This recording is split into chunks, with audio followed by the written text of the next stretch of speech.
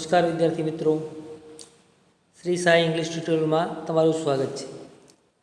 આજે આપણે ધોરણ 10ની અંદર આવતું યુનિટ નંબર 4નો અભ્યાસ કરીશું, જેનું ટાઇટલ છે a wonderful creation. A wonderful creation મતલબ કે અદ્ભુત સર્જન। આજે આખા યુનિટની અંદર પાઠ આપવામાં આવેલો છે, એ માતાના મહત્ત્વ વિશે એની અંદર આપણને સમજાવવામાં આવ્યું છે। તમારા પ્રી ટાસ્કની અંદર કવિ શ્રી દામોદર ખુશાલદાસ બોટાદકરની સરસ મજાની કવિતા જન્મી જોડ સખી નહીં જડે રેલો, જે તમે અગાઉના વર્ષોમાં ગુજરાતીમાં ભણી ગયા છો।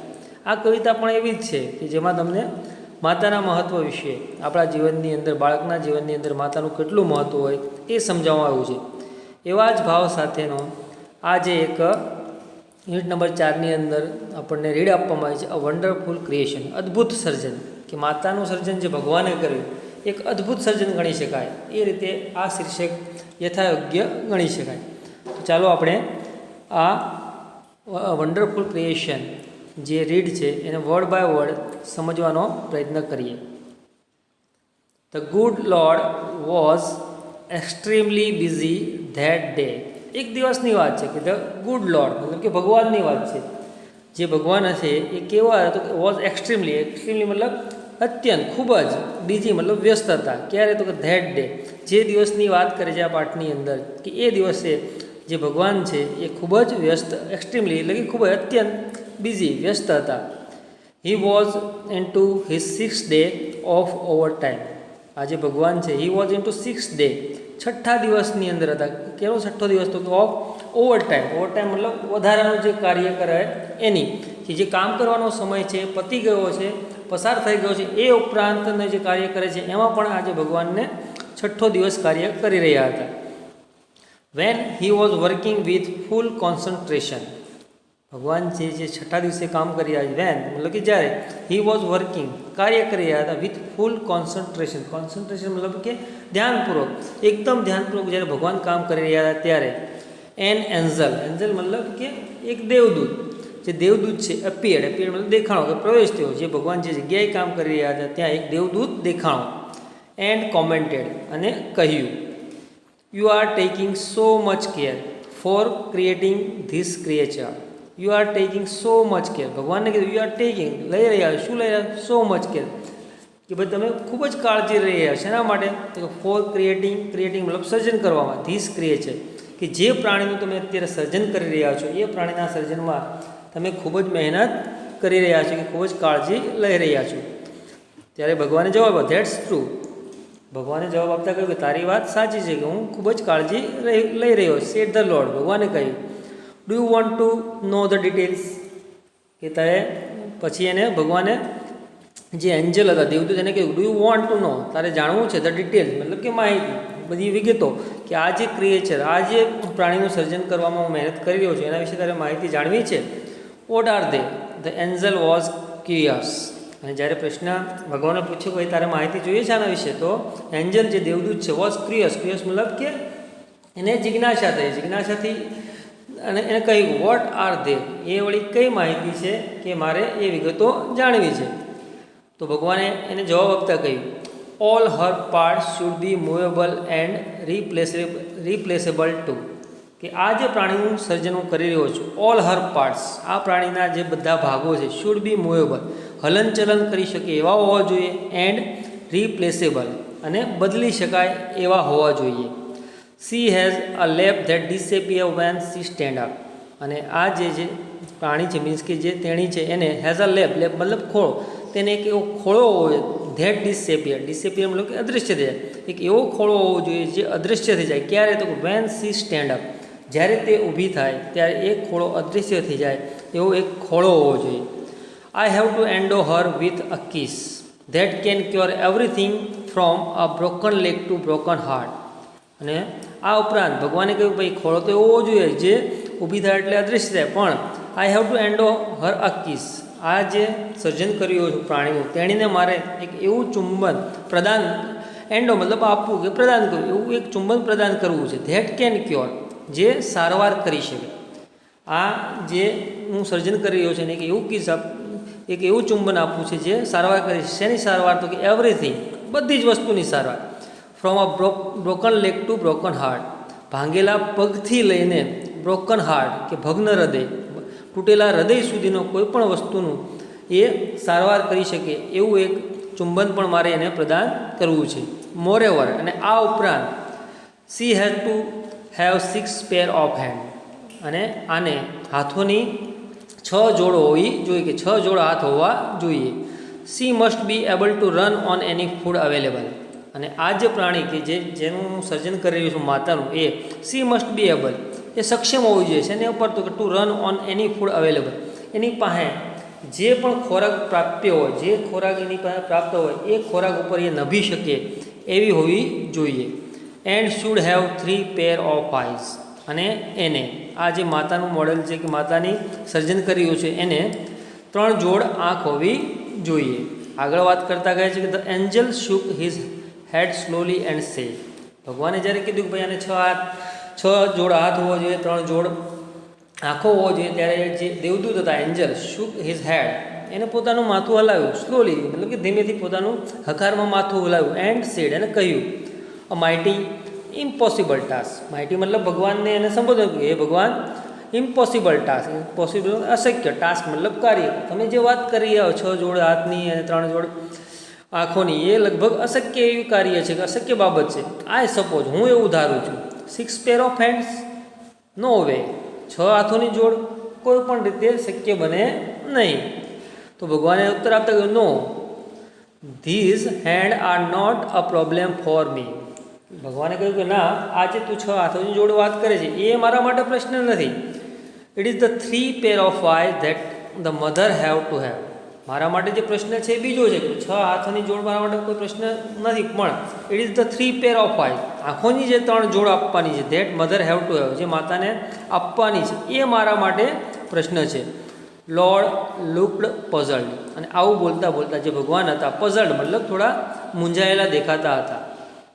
ઓ so you are creating a standard model of mother, જ્યારે ભગવાને કીધું કે ભાઈ માતાને 3 જોડ આંખ આપી એ મારા માટે પ્રશ્ન, એટલે એને ખબર પડી કે આ માતાની એક મૂર્તિ બનાવી રહ્યા છે. તો એને oh so you are creating a standard model of આ મધર, તો તમે માતાનું એક સ્ટેચ્યુ મતલબ કે જે મૂર્તિ છે એ બનાવી રહ્યા છો. બટ 3 પેર ઓફ આઈઝ, પછી એને પ્રશ્ન કર્યો કે પણ આંખોની 3 જોડ, વોટ ફોર, શેના માટે 3 આંખોની જોડ? ધ એન્જલ ગોટ ઇન્ટરેસ્ટેડ, અને આટલા પ્રશ્નો પૂછતા એને રસ પડ્યો. તો ભગવાને એને આગળ જવાબ આપતા કહ્યું 1 pair that sees her children through close door, કે ભાઈ આંખોની 3 જોડ છે એનું કાર્ય શું? તો એને ભગવાને જવાબ આપ્યો કે 1 પેર, કે એક જોડ જે છે શું કાર્ય કરે છે? ધેટ સીઝ હર ચિલ્ડ્રન, પોતાના બાળકોને, માતા પોતાના બાળકોને જોઈ શકે છે, ક્યાંથી? થ્રુ ક્લોઝડ ડોર્સ, કદાચ બારણું બંધ હોય તો પણ એની આરપાર એને એની માતા એના બાળકને જોઈ શકે, એના માટે એક આંખોની જોડ. Another pair to look at the children and say I understand and I love you without uttering a word, અને બીજી જે આંખો અનધર પેર, બીજી જે આંખોની જોડ છે એનું કાર્ય શું? તો કે લુક એટ ધ ચિલ્ડ્રન, બાળકની સામે જોવે અને કહે, શું કહે? કે આઈ અન્ડરસ્ટેન્ડ, હું તમને સમજું છું, એન્ડ આઈ લવ યુ, હું તમને ચાહું છું. અને આ બોલે છે કઈ રીતે? તો વિધાઉટ અટરિંગ અ વર્ડ, એક પણ શબ્દ, અટર મતલબ બોલવું, ઉચ્ચારવું, કે એક પણ શબ્દ ઉચ્ચાર્યા વગર એના બાળકની સામે જોઈને સમજાવી શકે કે હું તમને સમજું છું અને તમને ચાહું છું, એટલા માટે બીજી જોડ.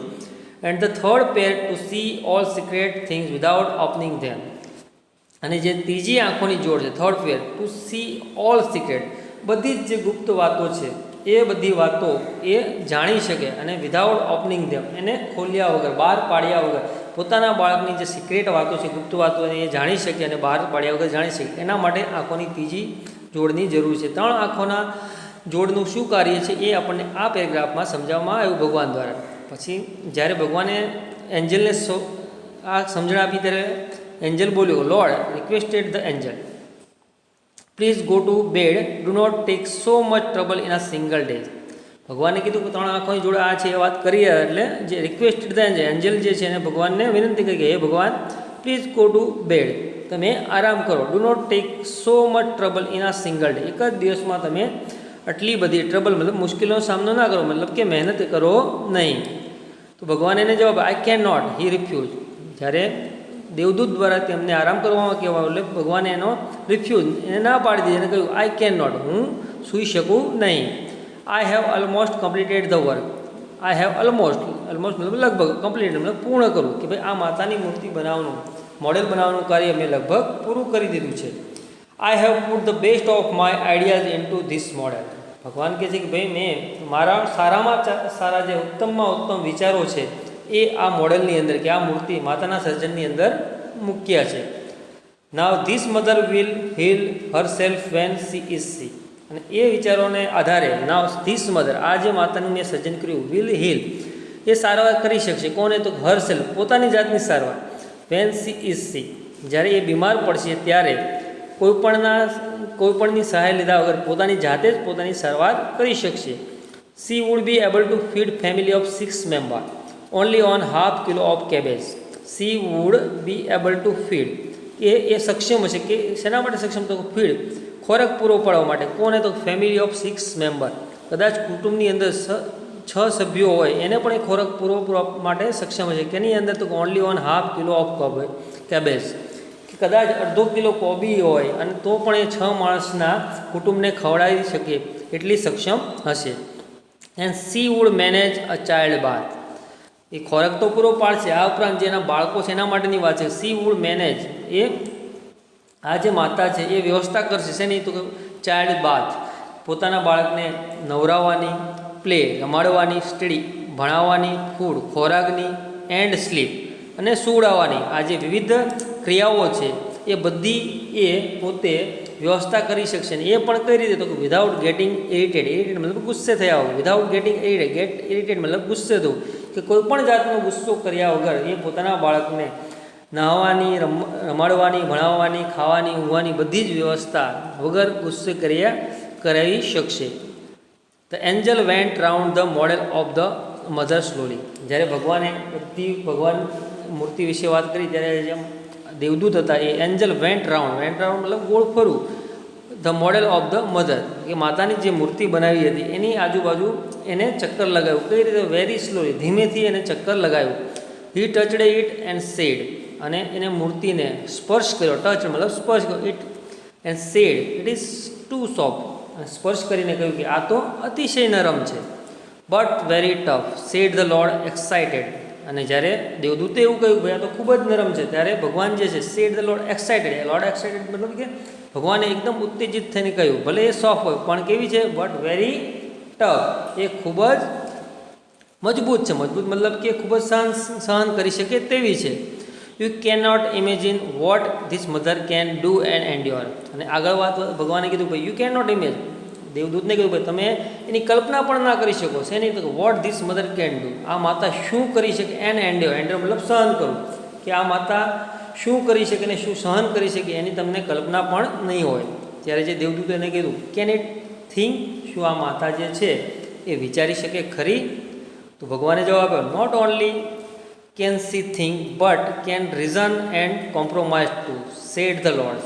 જ્યારે દેવદૂતે પ્રશ્ન પૂછ્યો કે શું આ માતા વિચારી શકે?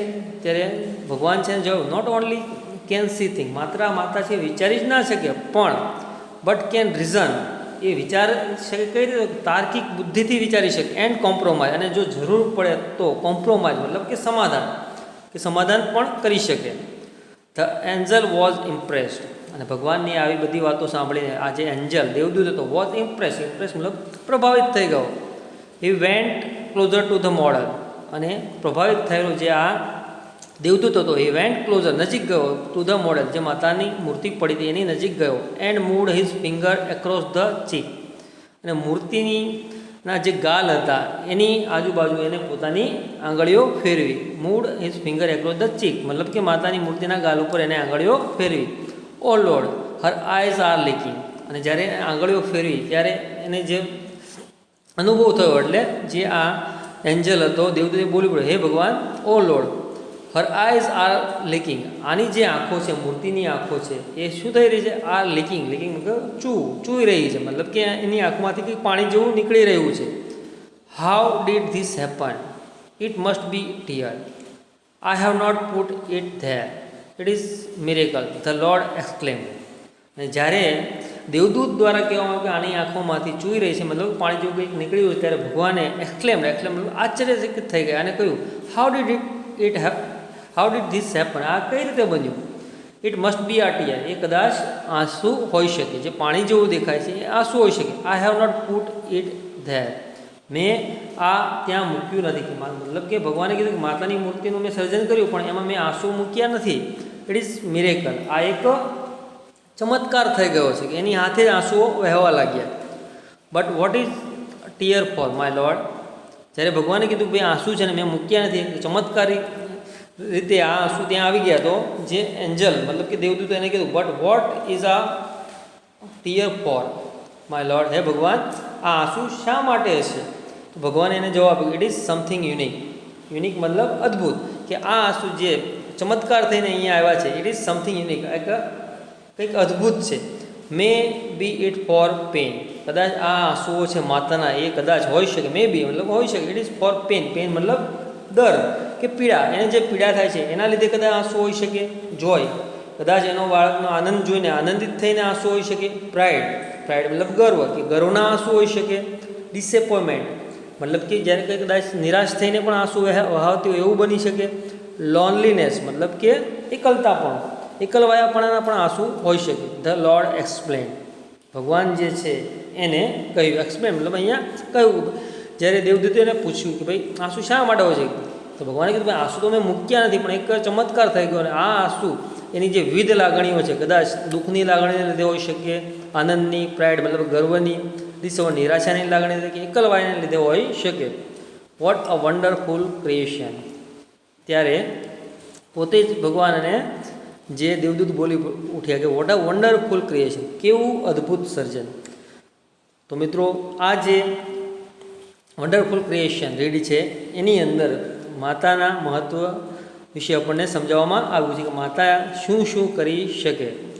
આશા રાખું કે તમને આ રીડની અંદર સમજ પડી હશે.